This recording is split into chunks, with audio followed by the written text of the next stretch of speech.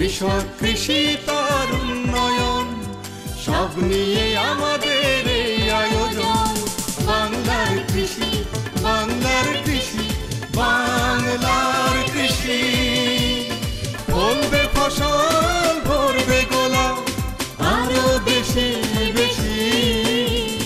বাংলার কৃষি, বাংলার কৃষি, বাংলার কৃষি, বাংলার কৃষি, বাংলার কৃষি। সুপ্রিয় দর্শক, বাংলার কৃষি অনুষ্ঠান থেকে শুভেচ্ছা।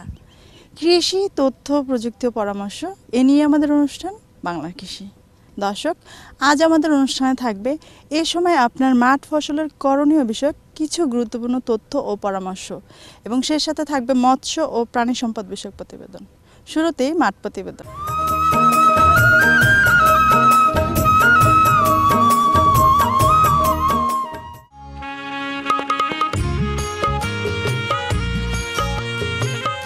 তুলা আমাদের দেশে আঁশ জাতীয় অর্থকরী ফসল।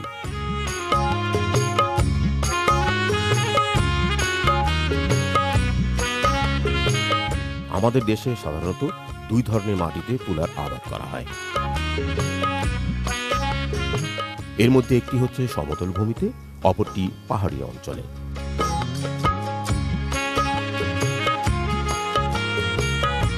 বাংলাদেশ তুলা উন্নয়ন বোর্ড সমতল ভূমিতে চাষের উপযোগী 14টি এবং পাহাড়ি অঞ্চলে চাষের উপযোগী 2টি জাত অবমুক্ত করেছে। সারা বাংলাদেশে দুই শ্রেণীর তুলা জাত আমরা চাষিদের মাধ্যমে উৎপাদন করে থাকি। প্রথম জাতটি হলো যে আমাদের নিজস্ব উৎপাদিত জাত, যেটা CB 12, 13 এবং 14। এই শ্রেণীর জাতের ক্ষেত্রে আমাদের বীজ হার প্রয়োজন হবে 1 থেকে 1.5 কেজি বীজ প্রতি বিঘায়, এবং আমরা হাইব্রিড বীজ ইদানিং চাষি লেভেলে আমরা চাষিদের মাধ্যমে আমরা সেগুলো উৎপাদন করাচ্ছি এবং সেটা খুবই ভালো ফলন দেয়। হাইব্রিডের ক্ষেত্রে বীজ হারের প্রয়োজন হবে 500 থেকে 600 গ্রাম প্রতি বিঘা।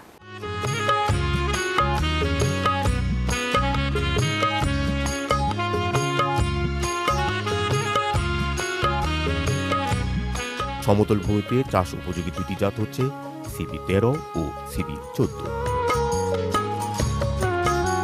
CB 14 জাতের বৈশিষ্ট্য হল এর GOT আঁশের পরিমাণ শতকরা 41 ভাগ এবং বীজের পরিমাণ শতকরা 59 ভাগ। বিঘা প্রতি এর ফলন 8 থেকে 10 মণ বা হেক্টর প্রতি ফলন 3 মেট্রিক টন। এটি হাইব্রিড তুলার মতো ফলন দেয়। CB 14 জাতটি 15 জুলাই থেকে 15 আগস্ট বীজ বপন করা যায়।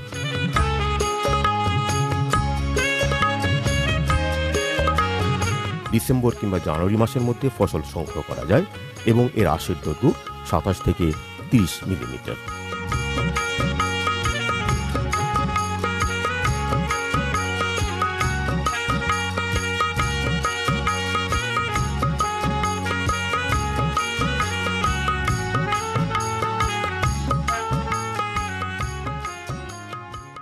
বাংলাদেশের আমরা জানি 5000 গার্মেন্টস সহ প্রায় 50 লক্ষ লোকের কর্মসংস্থান আছে এবং 400টির বেশি স্পিনিং ও টেক্সটাইল মিল আছে, এবং মোট চাহিদা তুলার 40 থেকে 42 লক্ষ বিল, যা ইতিমধ্যে আমি বলেছি। এবং এই তুলা পৃথিবীর বিভিন্ন দেশ থেকে আমদানি করা হয়, ভারত, উজবেকিস্তান এবং আফ্রিকা থেকে। কিন্তু স্থানীয়ভাবে এর চাহিদা আমরা পূরণ করি মাত্র 1,50,000 বিল। কিন্তু বাংলাদেশ এর ফলে এই তুলা আমদানির জন্য প্রায় 12 থেকে 15,000 কোটি টাকা আমাদেরকে ফরেন এক্সচেঞ্জ ব্যয় করতে হয়। তো স্থানীয়ভাবে যদি আমরা তুলা চাষ বৃদ্ধি করতে পারি তাহলে আমাদের এই ফরেন এক্সচেঞ্জ আমরা অবশ্যই সেভ করতে পারবো। কিন্তু সেই ক্ষেত্রে স্থানীয় এখন আমরা উৎপাদন করি স্থানীয়ভাবে 1,50,000 বেল, কিন্তু বাংলাদেশের উপযোগী তুলা চাষের জমি আছে 2.5 লক্ষ বেল, 2.5 লক্ষ হেক্টর, এবং ওই জায়গাতে কমপক্ষে 8 থেকে 10 লক্ষ বেল তুলা করা সম্ভব।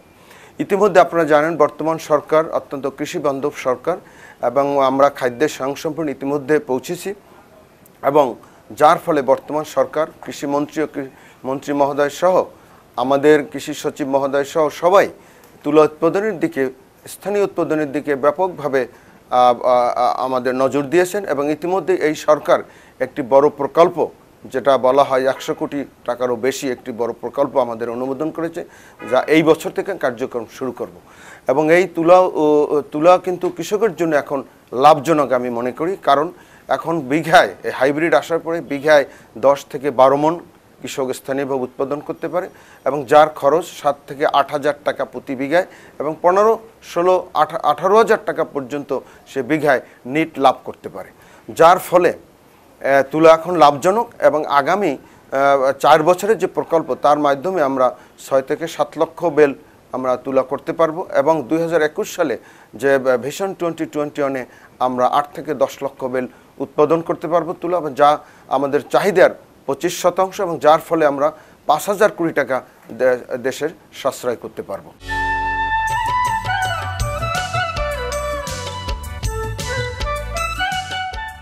শীতকালে বীজতলায় যখন বোরো ধানের চারা থাকে তখন প্রচণ্ড শীত আর একটানা কুয়াশা চারাকে দুর্বল করে ফেলে। এছাড়া মাঝে মাঝে রাতে নেমে আসা শৈত্যপ্রবাহ বীজতলার চারার আরও অনেক বেশি ক্ষতি করে। শীতের আঘাতে বীজতলার চারা খড়ের চেহারা ধারণ করে। শীতের আঘাত থেকে বীজতলার চারাকে বাঁচাতে অনেক উদ্যমী কৃষক রাতের বেলায় পলিথিনের ছই দিয়ে বীজতলা ঢেকে দেন এবং ভোরবেলা খুলে নেন। এর ফলে উন্মুক্ত বীজতলার তুলনায় এই চারা অনেক বেশি সতেজ থাকে, ফলনও পাওয়া যায় ভালো। চারাকে অত্যাধিক শীত থেকে রক্ষা করে ভালো ফলন পাওয়ার জন্য শীত মৌসুমে আপনিও এই ব্যবস্থা নিতে পারেন।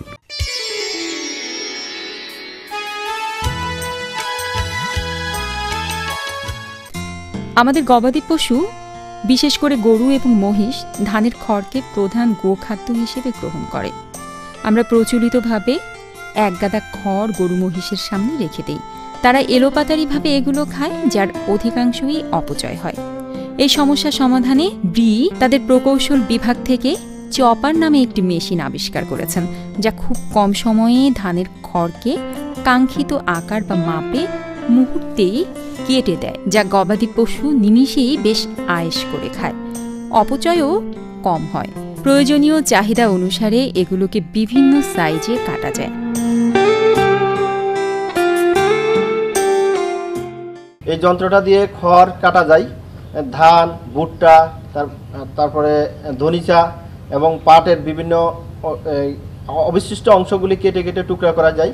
বিশেষ করে যেখানে গরুর খামার আছে, ওই গরুর খামারের জন্য এই যন্ত্রটি খুবই উপযোগী। এই যন্ত্রের দ্বারা খড়কে টুকরা টুকরা করে গরুর খাওয়ানো যেতে পারে। পাটকে টুকরা টুকরা করে কেটে পাট কাঠিকে পাটেক্স এর কাজে ব্যবহার করা যেতে পারে। তেমনি হলো ভুট্টার যে অবশিষ্ট অংশ থাকে এগুলিকে টুকরো করে জ্বালানি হিসাবে ব্যবহার করা যেতে পারে। এই যন্ত্রটি আমাদের ফার্ম মেশিনারি বিভাগ কর্তৃক উদ্ভাবিত। এই যন্ত্রের কার্যকারিতা হলো প্রতি ঘন্টায় প্রায় 400 কেজি খড় কাটতে পারে এবং ভুট্টা প্রায় 300 কেজির মতো কাটতে পারে। এই যন্ত্রটি ব্যবহার করে একজন কৃষক প্রায় এক সিজনে যন্ত্রের দাম তুলে নিতে পারবেন। এই যন্ত্রটি তৈরি করতে ইঞ্জিন সহ প্রায় 20,000 টাকা লাগতে পারে।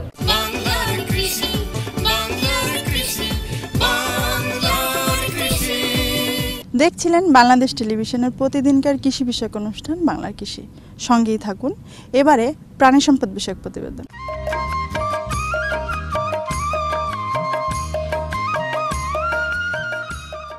বাংলাদেশের অর্থনীতিতে গবাদি পশুর গুরুত্ব অপরিসীম। জাতীয় আয়ের শতকরা প্রায় 2.58% আসে প্রাণী সম্পদ থেকে। দেশের প্রায় 20% মানুষের জীবন জীবিকা প্রাণী সম্পদের সাথে সম্পৃক্ত। রপ্তানি আয় হিসেবে অর্জিত বৈদেশিক মুদ্রার শতকরা প্রায় 4.31% আসে এ খাত থেকে।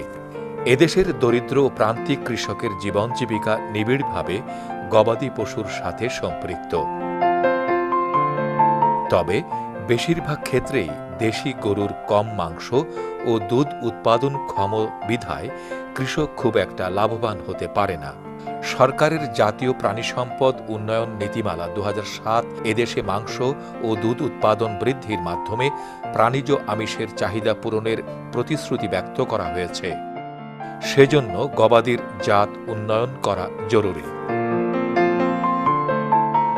প্রাণী সম্পদ অধিদপ্তর অন্যান্য সেবার পাশাপাশি গবাদি পশুর কৌলিক জাত উন্নয়নে দেশব্যাপী কৃত্রিম প্রজনন কার্যক্রম শুরু করে। পর্যায়ক্রমে দেশে বর্তমানে 2813টি কৃত্রিম প্রজনন উপকেন্দ্র বা পয়েন্ট স্থাপন করা হয়েছে এবং কার্যক্রমের পরিধি দিন দিন বৃদ্ধি পাচ্ছে। এ কার্যক্রমের আওতায় গত 2007-08 সালে সিমেনের উৎপাদন ছিল 20 লক্ষ ডোজ, যা বৃদ্ধি পেয়ে 2011-12 অর্থ বছরে হয়েছে 34.29 লক্ষ ডোজ, অর্থাৎ বৃদ্ধির হার শতকরা 48.14% এবং গত 2007-08 অর্থ বছরে যেখানে 18.1 লক্ষ গাভীকে কৃত্রিম প্রজনন সেবা দেয়া হয়েছিল, সেখানে 2011-12 অর্থ বছরে দেয়া হয়েছে 26.91 লক্ষ গাভীকে। কৃত্রিম প্রজনন উপকেন্দ্রগুলোতে কাজ করার জন্য সাম্প্রতিক বছরগুলোতে মোট 1860 জন কৃত্রিম প্রজনন স্বেচ্ছাসেবী প্রস্তুত করা হয়েছে। এ কার্যক্রম পরিচালিত হওয়ায় দেশের অনেক গাভীকেই কৃত্রিম প্রজনন করানো সম্ভব হচ্ছে। এতে ক্রমান্বয়ে দেশে গবাদি পশুর জাতের উন্নয়ন ঘটছে। গবাদি পালনকারী কৃষকগণ উপকৃত হচ্ছেন। আগে যাদের আমাদের যে গরুটার 5 কেজি 6 কেজি হতো দেশে, সেই এখন এই কৃত্রিম প্রজননের মাধ্যমে আমরা 15 কেজি 20 কেজি এবং 2-1টা গরুতে 22 কেজি পর্যন্ত আমরা পাচ্ছি। সেই দিক দিয়ে আমরা বলবো আমরা প্রতিটি খামারেই এদিক দিয়ে আমরা যথেষ্ট লাভবান, এবং বিশেষ করে এদের আমরা যখন ডাকি এরা এসে প্রযোজনের ব্যাপারে আমাদের যথেষ্ট সাহায্য সহযোগিতা করে, এমন এক কথায় আমরা লাভবান। কৃত্রিম প্রজনন উপকেন্দ্র বা পয়েন্টে কৃত্রিম প্রজনন স্বেচ্ছাসেবীগণ অবস্থান করেন। তারা কারো গাভী গরম হলে তৎক্ষণাৎ সেখানে গিয়ে বা কেন্দ্রে গাভী আনয়ন করা হলে উন্নত মানের ষাঁড় হতে সংরক্ষিত বীজ দিয়ে ওইসব গাভীর কৃত্রিম প্রজনন করিয়ে দেন। সাভারস্থ সিমেন্ট উৎপাদন ও সংরক্ষণ কেন্দ্র থেকে তাদেরকে এ সিমেন্ট সরবরাহ করা হয়ে থাকে। স্বেচ্ছাসেবীগণ ওই সিমেন্ট বিশেষ ব্যবস্থাপনায় পরিবহন ও সংরক্ষণ করে সময়মতো কাজে লাগিয়ে থাকেন।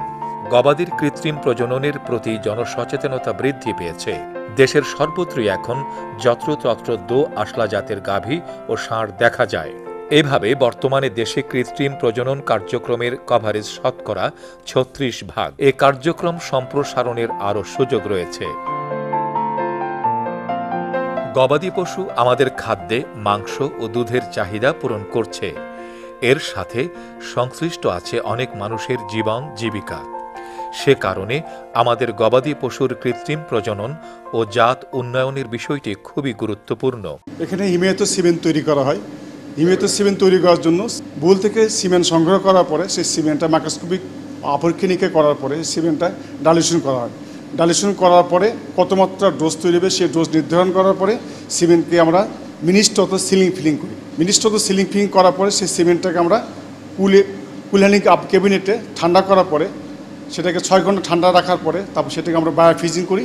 বায়োফ্রিজিং করার পরে -196 সেন্টিগ্রেড তাপমাত্রায় আমরা আপনি তরল নাইট্রোজেনের মধ্যে ডুবে রাখি। তারপর সেই সিমেন্টটা পরীক্ষা নিরীক্ষা হওয়ার পরে আমরা মাঠে পাঠিয়ে দিই। এ কাজের সফল বাস্তবায়নের সাথে নিহিত আছে দরিদ্র কৃষকের হাসি কান্না। আসুন আমরা নিজ নিজ অবস্থানে থেকে গবাদি পশুর কৃত্রিম প্রজনন ও জাত উন্নয়নে অবদান রাখি। আর এরই সঙ্গে শেষ করব আজকের বাংলার কৃষি। বাংলার কৃষি অনুষ্ঠান আগামীকাল ঠিক একই সময় প্রচারিত হবে, দেখবেন আশা করি। আর হ্যাঁ, সেই সঙ্গে জানতে চাই আপনাদের মতামত। আমাদের অনুষ্ঠান বিষয়ে আপনাদের যে কোনো মতামত আমাদের লিখেও জানাতে পারেন। আমাদের লিখবার ঠিকানা প্রযোজক বাংলার কৃষি, কক্ষ নম্বর 215, বাংলাদেশ টেলিভিশন ভবন, রামপুরা, ঢাকা। আমাদের ইমেল অ্যাড্রেস banglarkrishi@ais.gov.bd এবং ফেসবুক আইডি বাংলার কৃষি। এছাড়াও অনুষ্ঠানটি ইউটিউবে নিয়মিত দেখতে পাবেন। আজ এই পর্যন্তই, সকলকে ধন্যবাদ। কৃষক কৃষি তার উন্নয়ন সব নিয়ে